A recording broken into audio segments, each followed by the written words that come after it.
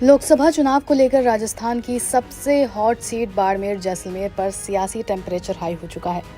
इस सीट पर राजस्थान ही नहीं पूरे देश की नजरें टिकी हुई हैं। त्रिकोणीय मुकाबले के कारण यहाँ काफी रोचक समीकरण बने हुए हैं। इस मुकाबले को रोचक बनाने का श्रेय निर्दलीय उम्मीदवार रविंद्र सिंह भाटी को जाता है। भाटी ने कांग्रेस और भाजपा दोनों के समीकरणों को प्रभावित कर रखा है। रविंद्र इन दिनों हेलीकॉप्टर से चुनावी प्रचार कर रहे हैं। मीडिया से बातचीत करते हुए रविंद्र सिंह भाटी ने दावा किया है कि इस बार कितना भी बड़ा कोई स्टार प्रचारक बुला दो, कंगना रनौत से लेकर खली किसी को भी बुला लो, लेकिन बाड़मेर की जनता मन बना चुकी है। हेलीकॉप्टर से आपने चुनाव यात्रा की, कितनी यात्रा की और किस तरह का रेस्पॉन्स मिल रहा है? बहुत ही बढ़िया। और शुरुआत मैंने मोहनगढ़ से की थी, मोहनगढ़, गागरिया, दोहरीमना और अब से आया हूँ। मेरी अपनी धरती पे आया हूँ, मेरी कर्म भूमि पे आया हूँ और मुझे पूरा भरोसा है कि 36 कौम का साथ और सहयोग, बाड़मेर जैसलमेर और बालोतरा की जनता का आशीर्वाद रविंद्र को मिलेगा। कांग्रेस और बीजेपी दोनों आप उनके निशाने पे हो और कई तरह के आरोप लगाए जा रहे हैं आपके ऊपर। आने दीजिए उनको, मैदान में लड़ेंगे।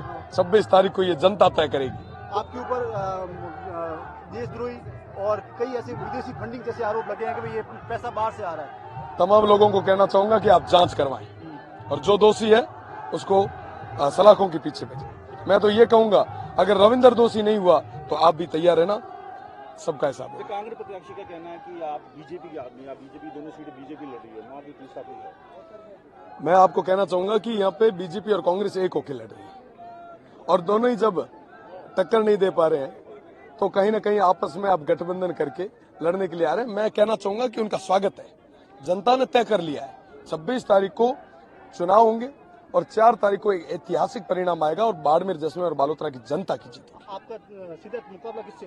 बीजेपी कांग्रेस? मैं कहना चाहूंगा कि इनका आपस में जनता का आशीर्वाद मेरे साथ। बाड़मेर के छोटे से गांव दुधोड़ा के रहने वाले रविंद्र सिंह भाटी बेहद सामान्य परिवार से आते हैं। उनके पिता शिक्षक हैं।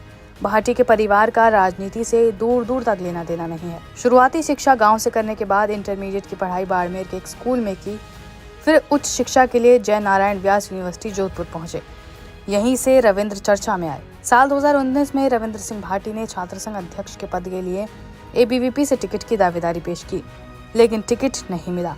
इससे नाराज भाटी ने निर्दलीय ताल ठोक दी और यूनिवर्सिटी के 57 साल के इतिहास में पहली बार निर्दलीय अध्यक्ष बने। उन्होंने 2022 में अपने दोस्त अरविंद सिंह भाटी को जय नारायण व्यास विश्वविद्यालय के छात्र संघ चुनाव में अध्यक्ष का चुनाव भी जितवाया। इसके बाद रविंद्र सिंह भाटी राज्य की राजनीति में उतरे। उन्होंने बीजेपी ज्वाइन की और 2023 में राजस्थान विधानसभा चुनाव में शिव सीट से टिकट मांगा। टिकट नहीं मिला तो नाराज भाटी ने बीजेपी से बगावत कर दी। शिव विधानसभा से निर्दलीय चुनाव लड़ने का ऐलान कर दिया।